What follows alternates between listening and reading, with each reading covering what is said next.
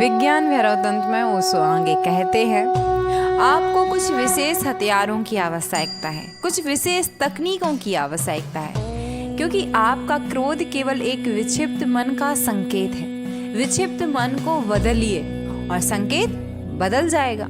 क्रोध केवल भीतर की स्थिति को दर्शाता है, भीतर को बदलिए और बाहर भी बदल जाएगा। इसलिए तंत्र का आपके तथाकथित नैतिक मूल्यों से कोई संबंध नहीं है। वास्तव में नैतिक मूल्यों पर जोर देना नीच, अपमानजनक और अमानवीय है। यदि कोई मेरे पास आए और मैं कहूँ पहले क्रोध छोड़ो, पहले कामुकता छोड़ो, यह और वह छोड़ो, तो मैं अमानवीय हूँ। मैं जो कह रहा हूँ वह असंभव है और यह असंभवता उस व्यक्ति को भीतर से नीचा महसूस कराएगी। वह हीनता का अनुभव करने लगेगा। वह अपनी ही नज़र में भीतर से अपमानित महसूस करेगा। यदि वह असंभव को करने का प्रयास करेगा तो असफल ही होगा, और जब वह असफल होगा तो उसे विश्वास हो जाएगा कि वह पापी है। उपदेशक ने पूरी दुनिया को यह विश्वास दिला दिया है कि तुम पापी हो। यह उनके लिए अच्छा है, क्योंकि जब तक आप विश्वास नहीं करेंगे उनका प्रचार प्रसार जारी, जब तक उनका विश्वास नहीं करेंगे आप, तब तक उनका प्रचार प्रसार जारी नहीं रह सकता। आपको पापी होना ही होगा, तभी गिरजाघर, मंदिर, मस्जिदें फल फूल सकती हैं। आपका पाप में होना ही उनकी सफलता है। आपका अपराध बोध ही सभी ऊंचे गिरजाघरों का आधार है। आप जितने अधिक दोषी होंगे उतने ही ऊंचे गिरजाघर बनते जाएंगे। ये आपके अपराध बोध, आपके पाप, आपकी हीन भावना पर बने हैं। इस प्रकार उन्होंने एक हीन मानवता का निर्माण किया है। आपकी हीन भावना से ही वो बने हैं।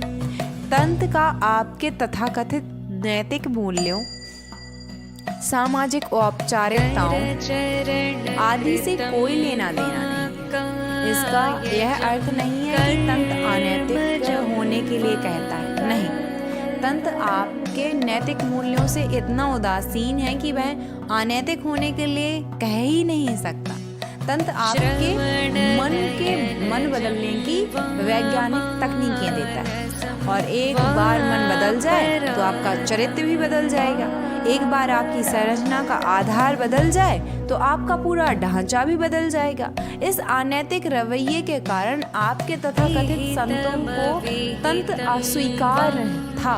वे सब इसके विरुद्ध थे, क्योंकि अगर तंत्र सफल हो जाता तो धर्म के नाम पर चल रही सारी बकवासें ही बंद हो जाएंगी। देखिए, ईसाई धर्म में वैज्ञानिक प्रगति पर पुरजोर विरोध किया। ईसाई धर्म ने वैज्ञानिक प्रगति का पुरजोर विरोध किया। क्यों? क्योंकि भौतिक जगत में वैज्ञानिक प्रगति होने पर वह समय दूर नहीं जब विज्ञान, मनोविज्ञान और आध्यात्मिक जगत में भी प्रवेश कर जाएगा।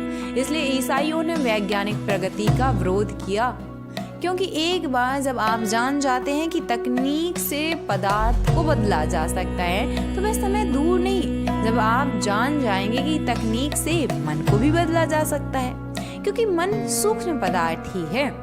तंत्र का सिद्धांत यही है कि मन सूक्ष्म पदार्थ के सिवा कुछ नहीं है, इसे बदला जा सकता है। और जब आपका मन बदल जाता है तो संसार भी बदल जाता है, क्योंकि आप मन के माध्यम से ही संसार को देखते हैं। आप जिस संसार को देखते हैं वह एक विशेष मन के कारण ही देख रहे हैं। मन को बदलें और आप देखेंगे तो आपका संसार भी आपको बदला हुआ दिखाई देगा।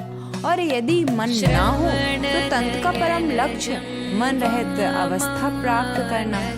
तब बिना किसी मध्यस्थ के संसार को देखें। जब मध्यस्थ नहीं होता तो आप वास्तविकता का अनुभव करते हैं, क्योंकि अब आपके और वास्तविकता के बीच कोई नहीं है। तब कुछ भी विकल्प नहीं हो सकता। इसलिए तंत्र कहता है, जब मन नहीं होता वही भैरव की अवस्था है, एक निर्मल अवस्था। पहली बार संसार को देखते हैं, उस चीज को देखते हैं जो है।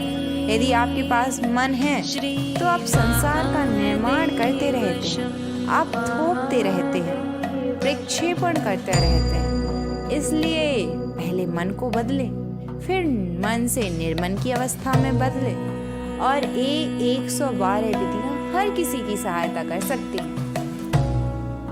कोई एक विधि आपके लिए उपयोगी नहीं भी हो सकती है, इसलिए शिव ने अनेक विधियों का वर्णन किया है। आप अपने लिए उपयुक्त विधि चुने। यह जानना मुश्किल नहीं है कि कौन सी विधि आपके लिए उपयुक्त है। हम प्रत्येक विधि को समझने का प्रयास करेंगे, और यह भी कि आप अपने लिए एक ऐसी विधि चुन सकें जो आपके मन को बदल सके। यह बौद्धिक समझ एक मूलभूत आवश्यकता होगी, लेकिन यह अंत नहीं है। मैं यहाँ जिस भी बात का जिक्र करूँ उसे आजमाएं। वास्तव में जब आप सही विधि आजमाते हैं तो वह तुरंत असर करती है। इसलिए मैं यहाँ प्रतिदिन विधियों के बारे में बताऊंगा, आप उन्हें आजमाएं। बस उनके साथ प्रयोग करें, घर जाकर आजमाएं सही विधि। जब भी आपको मिले तुरंत असर करती है, आपके भीतर कुछ विस्फोट होता है और आप जान जाते हैं कि यही विधि सही है मेरे लिए। लेकिन इसके लिए प्रयास की आवश्यकता है, और आश्चर्यचकित हो सकते हैं कि अचानक एक दिन कोई विधि आपको अपने वश में कर लेती। इसलिए जब मैं यहाँ बात कर रहा हूँ, साथ साथ इन विधियों के साथ प्रयोग करते रहें। मैं प्रयोग इसलिए कह रहा हूँ क्योंकि आपको बहुत गंभीर नहीं होना चाहिए, बस प्रयोग करें। कोई ना कोई विधि आपके लिए उपयुक्त हो सकती है। अगर यह आपको पसंद आए तो गंभीरता से उसमें उतर जाएं, और पूरी तरह ईमानदारी से अपनी पूरी ऊर्जा और मन से उसमें डूब जाएं। लेकिन उससे पहले बस खेलें।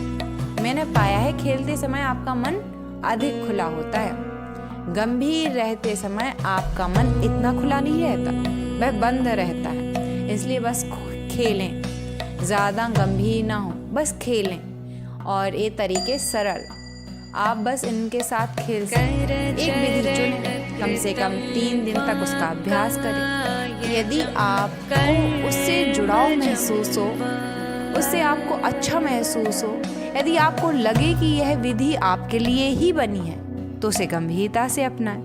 फिर वहाँ की विधियों को भूल जाएं, अन्य विधियों के साथ प्रयोग न करें। कम से कम 3 माह तक इस विधि का पालन करें। चमत्कार संभव है। शर्त यह है कि वह तकनीक आपके लिए उपयुक्त हो। यदि तकनीक आपके लिए उपयुक्त नहीं है तो कुछ नहीं होगा। आप चाहे कितनी भी कोशिश कर ले, कुछ नहीं होगा। यदि वह विधि आपके लिए उपयुक्त है तो 3 मिनट भी पर्याप्त है। इसलिए ये 112 विधियां आपके लिए चमत्कारी अनुभव हो सकती है, या फिर केवल एक श्रवण प्रक्रिया भी हो सकती है। यह आप पर निर्भर करता है। मैं प्रत्येक विधि का यथासंभव विभिन्न पहलुओं से वर्णन करूंगा। यदि आपको इससे जुड़ाव महसूस हो तो 2-3 दिन तक इसका अभ्यास करें। यदि आपको लगे कि यह विधि आपके लिए सही है, आपके भीतर कुछ खास महसूस हो रहा है, तो इसे 3 महीनों तक जारी रखें। जीवन एक चमत्कार है। यदि आप इसके रहस्य को नहीं जानते तो इसका अर्थ केवल यही है कि आप इसको प्राप्त करने की तकनीक नहीं जानते। शिव ने 112 विधियां बताई हैं। ये सभी विधियां, यदि कोई भी विधि आपको प्रभावित नहीं करती है और आपको यह आभास नहीं होता है कि यह आपके लिए है, तो आपके लिए कोई विशेष विधि शेष नहीं है। यही याद रखें। तब आध्यात्मिकता को भूल जाएं और प्रसन्न रहें। तब यह आपके लिए नहीं है। लेकिन ये 112 विधियां समस्त मानवता के लिए, बीते युगों, आने वाले युगों के लिए। कभी भी कोई ऐसा व्यक्ति नहीं हुआ और ना ही होगा जो कह सकेगा कि ये 112 विधियों में से सारी मेरे लिए बेकार है। यह असंभव है। हर प्रकार के मन को ध्यान में रखा गया है। तंत्र में हर संभव प्रकार के मन के लिए तकनीक दी गई है। कई ऐसी तकनीकें हैं जिनके लिए अभी तक कोई मनुष्य मौजूद ही नहीं। वे भविष्य के लिए। कई ऐसी तकनीकें हैं जिनके लिए वर्तमान में कोई मनुष्य मौजूद नहीं है। वे अतीत के लिए थी लेकिन भयभीत ना हो। कई ऐसी विधियां हैं जो आपके लिए हैं, इसलिए हम कल से इस यात्रा की शुरुआत करेंगे। तो अभी विज्ञान भैरव तंत्र का जो वॉल्यूम 1 का फर्स्ट डिस्कोर्स था, हमने वो पूरा रीड किया। ये पूरी की पूरी प्लेलिस्ट है जहाँ पे आप चेकआउट कर सकते हैं सारे के सारे डिस्कोर्सेस को। ये पूरा जो डिस्कोर्सेस थे वो इंग्लिश में थे, मैंने इनको हिंदी में आपको बताने की कोशिश की है। अब इससे जो भी निष्कर्ष आप निकाल सकते हैं निकाल लीजिए। एंड बार बार मैं कहूँगी, जैसे कि ओशो ने कहा, जैसे बार बार आप भी महसूस करेंगे कि एक स्त्री के अंदर ग्रहणशीलता होती है। अब स्त्री के अंदर का मतलब ये नहीं होता है कि शारीरिक रूप से आप स्त्री हैं। ये बात ओशो ने भी क्लियर कर दी है कि हम शिव के अंदर दोनों ही रूप देखते हैं अर्धनारीश्वर में, कि एक लड़का और लड़की, क्योंकि 23 जोड़े गुणसूत्र उनमें से 22 हमारे एक जैसे ही हैं। एक अलग होने से भी क्या ही कितना चेंज हो जाएगा। तो जब भी आप कुछ भी सीखने के लिए तैयार होते हैं तो एक श्रद्धा का भाव हमारे अंदर होना चाहिए। और जैसे शिव और पार्वती के बीच का ये पूरा संवाद है, तो बार बार प्रेम पर जोर दिया गया है। अब प्रेम का मतलब ये नहीं होता है किसी इंसान से आपको प्रेम करना है। प्रेम किसी और से हो नहीं सकता। प्रेम आपको सिर्फ स्वयं से हो सकता है। शुद्धतम प्रेम सिर्फ स्वयं से हो सकता है, फिर प्रकृति के हर कण से हो सकता है। किस वजह से आप किसी पेड़ पौधे या जीव जंतु से नाराज हो, जब आपको पता है कि समस्त सृष्टि उस परम सत्ता, उस परम अस्तित्व का ही हिस्सा है, आप भी उसी का एक हिस्सा है। तो ये जो द्वैत रहता है वो रहता नहीं। तो आप ग्रहणशीलता के साथ में उतरिएगा और आप देखेंगे कि आपको बहुत कुछ अच्छा अनुभव होगा। अच्छा अनुभव होगा, इसका मतलब ये है कि जैसे मन के कारण ही सारी प्रॉब्लम्स हैं। आज हम देखते हैं डिप्रेशन, एंजाइटी, और ये भी कहा जाता है साइटोसोमेटिक बीमारियां। जितनी भी बीमारियां होती हैं वो ओशो कहते हैं, और बहुत साइंस भी ये कहता है कि वो बीमारियां हैं नहीं, वो बस इसलिए हैं क्योंकि वो हमारे मन में है, इसलिए बीमारियां हैं। जैसे रूस में एक नियम है कि अगर कोई क्रिमिनल हो, अपराधी हो, तो उसके साथ कोई भी एक्सपेरिमेंट किया जा सकता है। उसको फांसी की सजा दी गई थी एक आदमी को। तो साइंटिस्ट आए, उसने पूछा कि एक तो ऑप्शन है कि ऐसे ही जीते रहो, फिर एक दिन तुम्हें फांसी लगा देंगे। दूसरा है कि तुम हमारे साथ एक्सपेरिमेंट में पार्टिसिपेट करो, अगर तुम जिंदा रह गए तो तुम्हें छोड़ दिया जाएगा। अब फिर उसको एक नीचे बेसमेंट में ले जाया गया, अंधेरे कमरे में, और फिर वहाँ लाइट्स ऑन की गई। सामने एक बहुत जहरीला सांप रखा गया और उसके मतलब उस आदमी के सामने फिर लाइट्स ऑफ कर दी गई, उसके आंखों पे पट्टी बांध दी गई और देखा गया कि मतलब कि उस सांप को भी हटा दिया गया और एक निप्स, एक छोटी सी पेन जो निप होती है ना, वो सुई, तो उसको इधर नोज में टच किया तो उसको ऐसा लगा कि उसी सांप ने काट लिया है। तो उसका हार्ट अटैक आया और वो मतलब मर गया। ऐसा कैसे संभव है कि सांप ने काटा भी नहीं और वो मर भी गया? आपका दिमाग, आपका मन, जैसे दिमाग या मन, माइंड बोल सकते हैं, वो इतना पावरफुल है कि वो कुछ भी क्रिएट करवा सकता है आपसे, कुछ भी।